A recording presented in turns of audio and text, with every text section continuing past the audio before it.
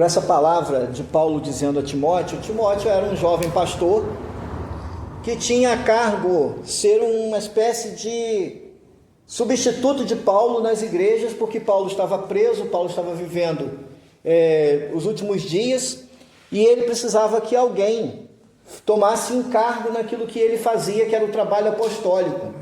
E aí ele escolhe dois jovens, ele escolhe Tito e escolhe Timóteo para fazer esse trabalho. E aí ele dá algumas instruções, que a carta de Paulo vai trazer várias instruções, e aqui ele está falando a respeito do preparo que era necessário para aquele que vai desenvolver um trabalho na casa de Deus. E quando a gente olha a história da obra de Deus, da igreja, quando a gente olha os movimentos de avivamento, tanto no Antigo Testamento quanto no Novo Testamento, a gente percebe que todo avivamento verdadeiro, genuíno, ele sai da busca pelo entendimento, pelo conhecer a palavra de Deus.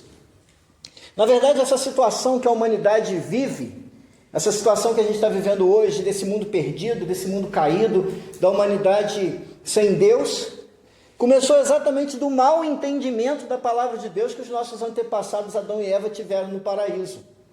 Porque Adão e Eva ouviram a palavra de Deus.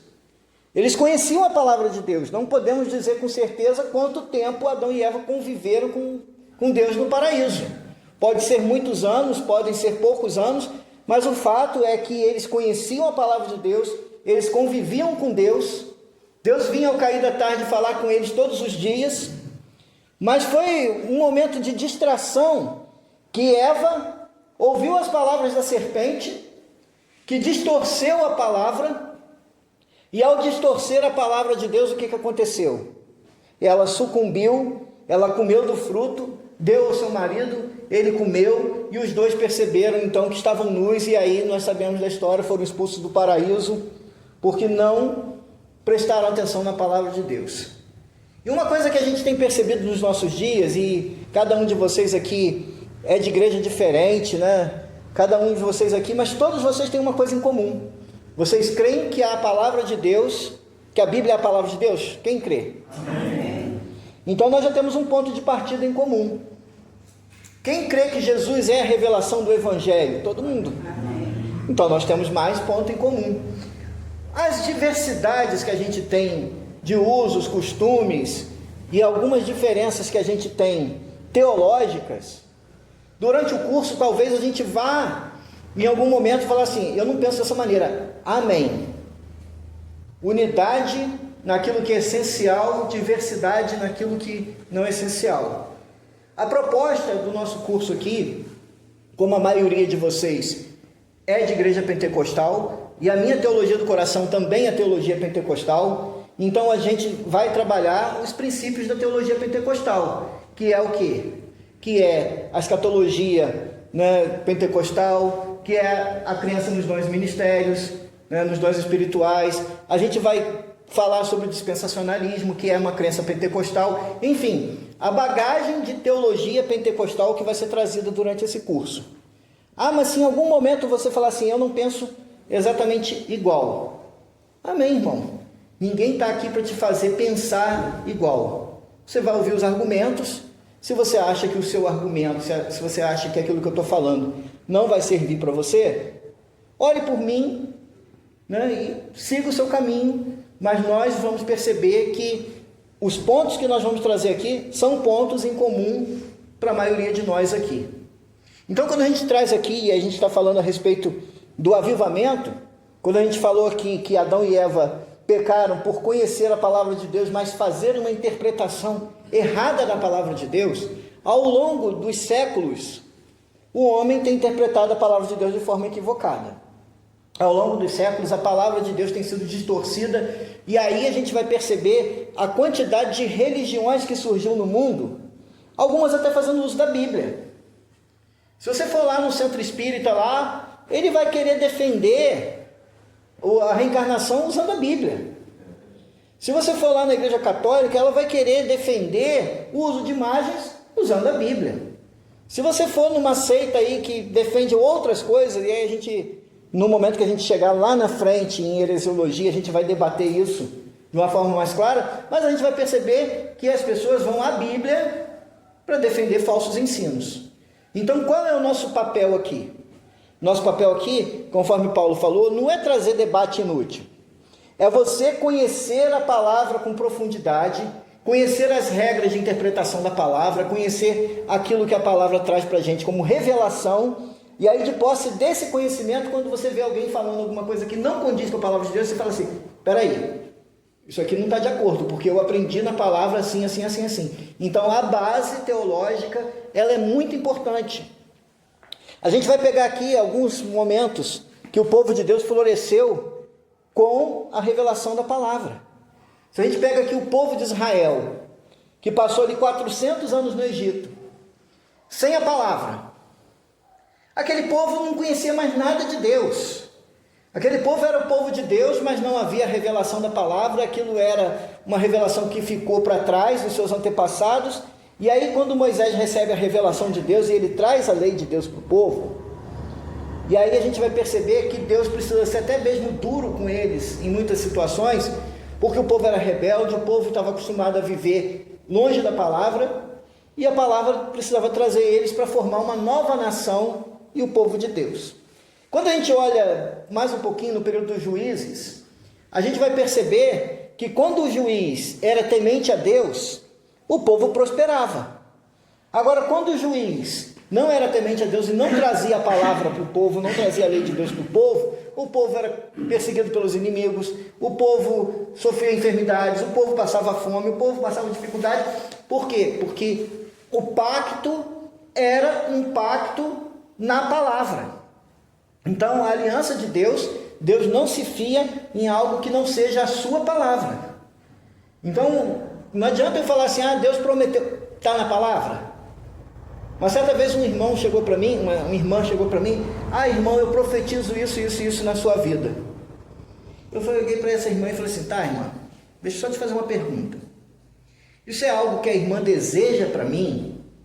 É um sentimento bom que a irmã tem, a irmã deseja que Deus abençoe a minha vida, a irmã deseja que eu prospere no meu ministério, é um sentimento que a irmã tem. Se é um sentimento que a irmã tem em relação à minha vida, eu louvo a Deus pela irmã, porque a irmã realmente tem um sentimento, puro e bom a respeito do meu ministério, a respeito da minha vida, da minha família. Então, eu louvo a Deus por isso. Mas se não é uma revelação que a irmã teve dentro da palavra, eu não posso receber como uma revelação. Deixa cumprir. Se cumprir, amém, graças a Deus. Eu preciso confiar na palavra. Então, quando a gente vai aqui mais um pouquinho para frente, eu não vou me alongar, Salomão, ele recebe a proposta de Deus para construir o templo, certo? Davi pretendeu construir o templo, porque Davi olhou em um determinado momento e viu ali a sua casa, que era um palácio de cedros, uma casa muito bonita e tal, e ele fala assim, eu habito numa casa de cedros, numa casa maravilhosa, numa casa linda, eu habito num palácio, e Deus mora numa tenda de tecido. Eu quero construir uma casa para Deus. E aí o que acontece? Deus fala para Davi assim, não, você não vai construir uma casa para mim, porque você tem a mão suja de sangue, você matou muitas pessoas, o seu filho, eu vou dar paz a ele, para que ele possa construir uma casa para o meu nome. E assim acontece, Davi compra o terreno, Davi junta material, mas Davi não constrói a casa. Mas quando Davi morre e Saul começa a construir a casa, e aí a casa não era só uma casa, era a casa da habitação de Deus. Mas quando a gente vai em 1 Reis 8, 54 a 61, Salomão acabado de fazer ao Senhor toda a oração e súplica, a dedicação do templo, estando de joelhos e com as mãos estendidas para o céu, se levantou diante do altar dizendo, olha as palavras dele, põe-se em pé e abençoou toda a congregação de Israel em alta voz, dizendo, bendito seja o Senhor, que deu repouso ao seu povo de Israel, segundo tudo o que prometera, e nenhuma só palavra falhou de todas as suas boas promessas, feitas por intermédio de Moisés, seu servo. Então, Salomão estava trazendo à memória as promessas de Deus que estavam registradas na palavra de Deus. Ele estava dizendo assim, olha, nós estamos vivendo em paz porque há um momento em que o povo está buscando a Deus e a palavra de Deus, e por isso então Deus está cumprindo a parte dele na aliança.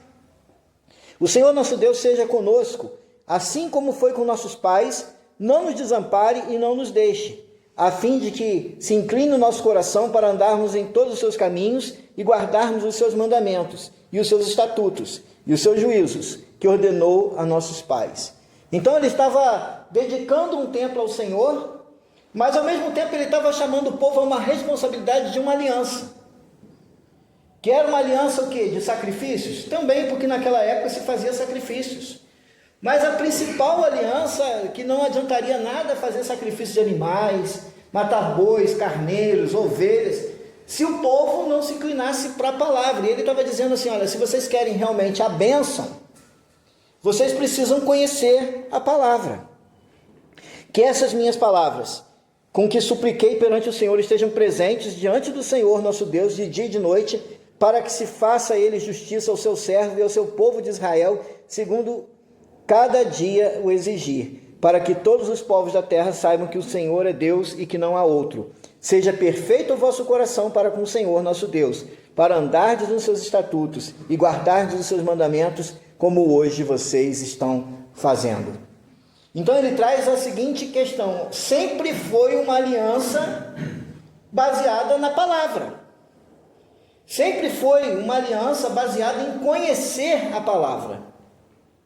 Quando você for confrontar uma situação nesse mundo, e aí eu falo até mesmo de batalha espiritual, quando o inimigo se levantar contra a sua vida, tentar te roubar a paz, tentar te roubar a alegria, o que vai te deixar de pé? Palavra. Entendeu? Porque não foi assim que Jesus fez quando o inimigo se levantou contra Jesus lá no deserto? Que o inimigo vinha com a palavra e Jesus em cima, o inimigo contra a palavra em cima, o inimigo com a palavra, Jesus em cima, até que o inimigo falou assim, com Jesus não dá, e deu em retirada. Então você olha que o primeiro Adão, que foi o Adão, ele sucumbiu com uma única palavra. O dia que você comer desse fruto, você vai ser semelhante a Deus e você então vai saber de tudo. Mas o segundo Adão, que é Jesus, ele permaneceu fiel, porque ele é a própria palavra de Deus encarnada. Então qualquer tentativa do inimigo contra a vida dele era rebatida, porque Jesus tinha palavra para cada situação que ele estava passando. Então o que nós precisamos ter? Nós somos um grupo, alguns outros irmãos ainda virão, não vieram hoje, mas alguns se justificaram comigo que hoje foi um dia difícil para muitas pessoas, mas enfim, o que nós somos? Nós somos um grupo de diversas igrejas que estamos aqui pretendendo saber mais da palavra de Deus, e durante as aulas a gente vai conversar mais, durante as aulas a gente vai perguntar, durante as aulas a gente vai tirar dúvidas, e enfim, nós vamos sair daqui sabendo mais da palavra de Deus.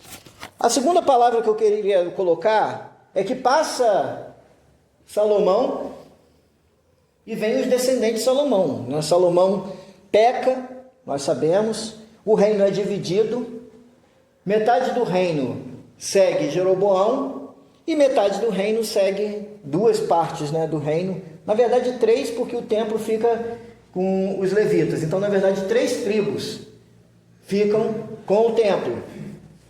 E as outras tribos que não ficaram com o templo, eles resolvem fazer altares, sacrifícios, mas sem a palavra. E o que acontece com essas 10 tribos?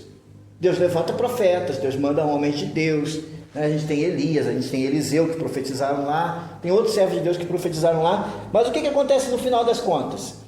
Chega um momento em que Deus extermina as 10 tribos e acabou, fica só os levitas, e a tribo de Benjamim e a tribo de Judá, que depois vão para o exílio e voltam do exílio. Enfim, resumindo, Deus mantém um núcleo, que era o núcleo do templo. Mas por que esse povo volta? Por que o povo que foi para o exílio primeiro, o povo das 10 tribos, desapareceu? Não se sabe das 10 tribos. Esses dias atrás é que falaram que descobriram os descendentes da tribo de Dan e tal, né? Lá vivendo na Etiópia, lá na África, lá. Mas enfim, as 10 tribos acabaram. Os judeus que tem hoje, na sua maioria, são descendentes de Benjamim e de Judá. Mas por quê? Porque quando eles foram para o exílio na Babilônia, o que eles perceberam? Eles reconheceram o pecado deles, e aí, no tempo certo, eles começaram a buscar a Deus, lembrando da promessa de Deus aonde? Da palavra de Deus, que em 70 anos eles voltariam a habitar na terra que Deus havia dado a eles. E aí a gente vai ter, nesse período, a retomada do culto. Então, em Neemias 8, 1 a 12, diz assim: em chegando o 7º mês, e estando os filhos de Israel nas suas cidades, todo o povo se ajuntou como um só homem na praça, diante das portas das águas, e disseram a Esdras, o escriba, que trouxe o livro da lei de Moisés, que o Senhor tinha prescrito a Israel. Então, a primeira coisa que a gente tem Esdras, o escriba, o guardião da lei de Deus, trazendo o rolo da lei de Deus. E aí ele leu, diante da praça, que está de frente à porta das águas, desde a alva até o meio-dia, perante homens e mulheres e os que podiam entender, e todo o povo tinha ouvidos atentos à lei de Deus. Então, aquele povo começou um culto 6 horas da manhã, foi com o culto até meio-dia, ele lendo a palavra, explicando a palavra, e o povo percebendo a palavra. E então diz aqui, Esdras, o escriba, estava em um púlpito de madeira. É a primeira referência na Bíblia, púlpito. É a primeira referência aqui, né? A pregação, como a gente conhece hoje no culto, surge aqui. Até porque, quando eles voltam do exílio, eles estavam falando outra língua, que era o aramaico. Então, eles precisavam de alguém que lesse o texto bíblico, que estava escrito em hebraico, e aí, ao ler o texto em hebraico, explicasse para aquela geração que nasceu ali, que estava já falando outra língua, na língua do povo. E aí vocês vão perceber, quando a gente avançar no curso, que essa é a função do pregador. É pegar a Bíblia, que está numa linguagem que às vezes a pessoa mais simples da igreja não consegue entender, aquela linguagem que às vezes para a pessoa que está chegando agora na igreja não consegue entender, e transformar numa linguagem que as pessoas consigam compreender. É o que Esdras e Neemias fizeram. Eles pegaram a palavra e não complicaram a palavra. Eles pegaram a palavra, leram no texto que estava e simplificaram o texto. E aí vai dizendo assim, que Esdras abriu a vista de todo o povo, porque estava acima dele. Abrindo ele todo o povo, se pôs em pé. E Esdras bendisse ao Senhor, o grande Deus, e todo o povo respondeu, amém, amém. Levantando as mãos, inclinaram-se e adoraram o Senhor com o rosto em terra. Então a gente tem aqui, em primeiro lugar, uma reverência à palavra de Deus. O povo se colocou de pé. Depois que a palavra foi lida, o povo se prostrou com o rosto em terra. Eles clamaram a Deus dizendo amém, ou seja, concordando com a palavra que estava sendo lida. Inclinaram e adoraram o Senhor com o rosto em terra. E Jesua, Bani, Serabia, Jamim, Acubes, Sabetai, Adias, Maacéias, Quelita, Azarias, Josabade, Anã, Pelaías e os levitas ensinavam o povo na lei, e o povo estava no seu lugar. Então, eles dividiram o povo em pequenos grupos, e as igrejas muitas vezes têm esse hábito de dividir o povo em pequenos grupos, e cada grupo ficou com um levita, e esse levita, então, de posse disso, foi preparar o entendimento da palavra para cada grupo de irmãos que ali estavam. Então, eles dividiram isso em pequenos grupos. E leram no livro, na lei de Deus, claramente, dando explicações de maneira que entendessem o que se lia. Então, o nosso objetivo aqui, e esse é o objetivo desse curso, não é trazer para a sua vida, não é trazer para a minha vida algo que complique. Para complicar já tem muita gente. O objetivo nosso aqui é simplificar. É você chegar e falar assim, Espera aí, o que você está falando? Isso, eu não entendi. Volto. Espera aí, vou te explicar. Por quê? Porque esse é o objetivo do professor bíblico, esse é o objetivo daquele que ensina a palavra, entendeu? Simplificar.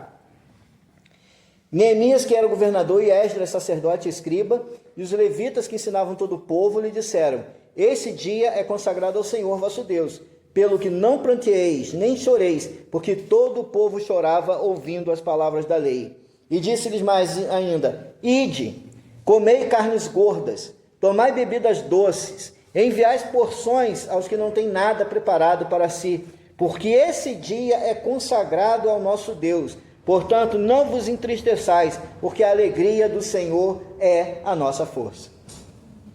De onde que vem essa renovação da fé? Olha que o povo tinha passado 70 anos em terra estrangeira, estava voltando para uma terra destruída, tinha muito trabalho para fazer, o templo estava destruído, as muralhas da cidade estavam destruídas, havia tudo para refazer, os pomares, né, e as lavouras destruídas também. Mas a primeira coisa que esse povo fez foi fazer um concerto com Deus dentro da palavra. E aí o que a gente tem? A gente tem um povo que olhou para a palavra de Deus em primeiro lugar, buscou o reino de Deus e a sua justiça em primeiro lugar, para que as outras coisas fossem acrescentadas.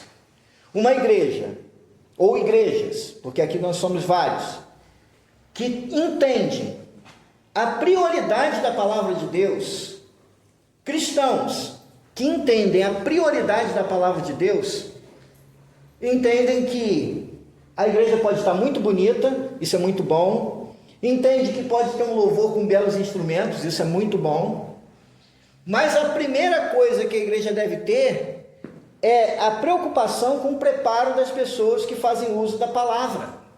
Seja um professor de criança, seja alguém que dirige um culto, seja alguém que dá uma classe de escola dominical, seja alguém que recebe alguém na porta. Porque às vezes você fala assim, alguém que recebe alguém na porta não é importante? É importante. A gente teve uma situação na nossa igreja, que a minha esposa, ela é coordenadora do Ministério de Recepção da igreja, e uma menina que estava desviada há bastante tempo, ela veio, um abraço que ela recebeu, fez a menina voltar para Jesus e se tornar membro da igreja. Então, todos nós precisamos ter esse preparo bíblico. E aí ele vai dizendo aqui, alegre-se. E os levitas fizeram calar todo o povo, dizendo, calai-vos, porque esse dia é santo, e não estejais tristes. Então todo o povo se foi a comer, beber, enviar porções, regozijar-se grandemente, porque tinha entendido as palavras que lhe foram explicadas.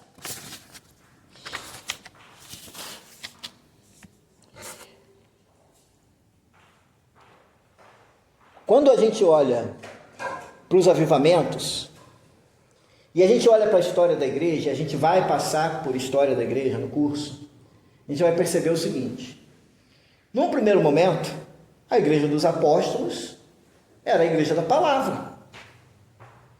Mas aí, com o passar dos séculos, o que começou a acontecer? Obrigado. O que começou a acontecer? A igreja começou a incluir rituais, a igreja começou a incluir imagens, a igreja começou a incluir a missa, a igreja começou a incluir vestes sacerdotais, a igreja começou a incluir todas essas coisas. E a igreja, quando ela chega no período da reforma, que é onde a gente vai chegar no final na história da igreja, a gente vai perceber que a missa era em latim, o padre de costas, aquilo era mais palavra mágica para o povo do que propriamente dito o ensino da palavra.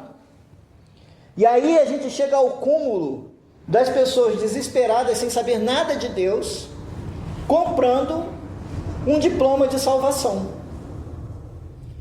E quando Lutero ele enxerga isso, e ele percebe que tudo aquilo ali estava errado, qual é a primeira atitude de Lutero? Trazer a palavra de Deus para o povo. Então o próprio Lutero vai traduzir a Bíblia para o alemão, para a Bíblia estar na linguagem do povo. Outros vão traduzir a Bíblia para outras línguas. E aí o povo começou a ter de volta a palavra de Deus. E aí acontece a reforma, e aí acontece a gente chegar ao ponto que a gente chegou de ter a igreja evangélica, que é a igreja que nós hoje servimos a Deus. Mas tudo surgiu da onde? De um retorno à palavra. Foi um caminho fácil? Não, não foi um caminho fácil.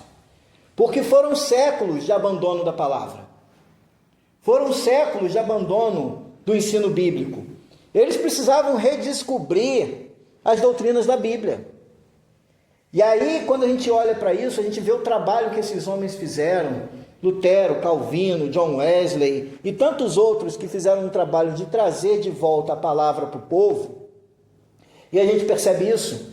E a gente talvez não perceba, né? Na nossa igreja lá a gente se preocupa muito com obra missionária. E a gente sabe muitas vezes que há lugares que ainda não tem uma Bíblia traduzida para a sua língua. A gente sabe que tem lugares que não é permitido ter uma Bíblia. E a gente tem uma facilidade de chegar em qualquer lugar aí e comprar uma Bíblia. Quem tem mais de uma Bíblia em casa aqui? Quem só tem uma Bíblia em casa? Só o irmão Jerônimo ainda que só tem uma, né? Mas daqui a pouco vai ter mais de uma. Mas daqui a pouco vai ter mais de uma. Se Deus quiser, eu vou ter que até falar para o pastor que vou querer uma Bíblia com as letras maiores. Sim, é bom para a tua idade. Para ver onde deve me comprar.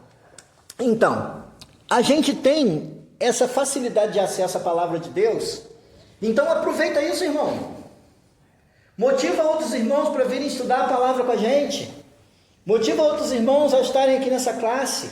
Porque a gente hoje só está dando um porquê que a gente faz isso, mas na hora que a gente entrar, que você entender por que a Bíblia é do jeito que é, por que ela foi, como ela foi escrita, como que é a revelação de Deus, a gente vai fazer isso de uma forma assim, bem suave, bem tranquila. Você vai poder levantar a mão, perguntar: ah, eu não entendi, como é que é isso? A gente vai explicar. Então nós temos aqui o desafio, né, para que a gente seja obreiros aprovados. Qual é a instrução que Paulo deu a Timóteo? Primeiro, que ele maneje bem a palavra. Então o estudante de teologia deve ser preciso, não distorcendo a Bíblia para caber suas próprias opiniões. Existem duas palavrinhas. Eu não gosto muito de fazer uso de palavra em grego, né? Mas existe exegese, que é a interpretação correta da Bíblia, e existe exegese, parece parecido, né? Que é a interpretação da minha cabeça. E tem muita gente, em vez de fazer exegese, que é a interpretação correta da Bíblia, conforme, né, foi escrito, para quem foi escrito, quando foi escrito, qual era o objetivo que o autor tinha. Tem muita gente que simplesmente pega aqui, lê, eu acho que é isso, e... Meu irmão, não faça isso. Se você tem dúvida, pergunte ao pastor, vá para uma Bíblia de estudo, vá para uma concordância bíblica, vá para um livro como é que a gente fala? Autoajuda? Não, autoajuda não, está amarrado. Não, para um livro, né, desses que a gente tem, que é um comentário bíblico. A palavra que me fugiu, vai para um comentário bíblico. Eu tenho na casa uma Bíblia, é um dicionário bíblico. Então, muito bom. Palavra que a gente não entende, tá? Então, isso aí, um dicionário bíblico, uma enciclopédia bíblica, de uma boa editora evangélica, né? Tem que prestar atenção. Se você falar assim, eu não tenho dúvida, pastor, que livro que eu deveria comprar? Você acha que eu deveria comprar? A gente vai te orientar. Não compra esse não, compra esse outro aqui que vai ser melhor, vai ser mais barato para você e vai te servir mais. Esse período que eles foram caminhando sem a palavra, eles foram caminhando em cima de quê? Muitas vezes em cima de idolatria, a gente percebe isso lá, né? Servindo a Mamon, servindo a Baal, servindo aos falsos deuses, e aí sempre, né, o castigo vinha sobre a vida deles. Então aqui, o erro teológico, ele não é inofensivo, meu irmão, presta atenção. Não adianta chegar aqui, abrir a Bíblia e falar o que vier aí na sua cabeça. Talvez um pregador mais experiente, com mais anos de púlpito, que conhece, maneja bem a palavra, ele possa chegar aqui e pregar sem um esboço. Porque já tem uma experiência, já tem uma passagem, já conhece os textos. Mas se você for um pregador iniciante, faz um esboço. Não é vergonha, não. Eu estou aqui pregando com esboço, irmãos. Eu sou pregador há mais de 30 anos da minha vida. Entendeu? Agora, às vezes, tem hora que eu não uso esboço, tem hora que eu não vou usar, mas ele está aqui. Porque se me der um branco na cabeça, peraí. Entendeu? Isso acontece, a gente vai ficando velho, a gente vai ficando cansado, a mente da gente foge. Você está jovem ainda. É, mas a gente foge, a mente da gente é muita coisa. Né? A gente foge. Eu estou aqui, mas vocês falam assim, ó, eu vou começar numa jornada aqui que eu vou ministrar, tem semana que eu vou ministrar 5 vezes. Entendeu? Tem semana que vai bater que eu vou ministrar 5 vezes a palavra. E aí você fala assim, tem que comer Bíblia. Eu não posso falar só o que vem na minha cabeça. Entendeu? Senão, o que acontece? Eu vou cair nesse problema aqui de começar a falar aquilo que o texto não diz, aquilo que a palavra não diz, dizer para pessoas aquilo que não deveria estar dizendo, e aí o que acontece? Em vez de eu abençoar a sua vida, eu vou atrapalhar a sua vida.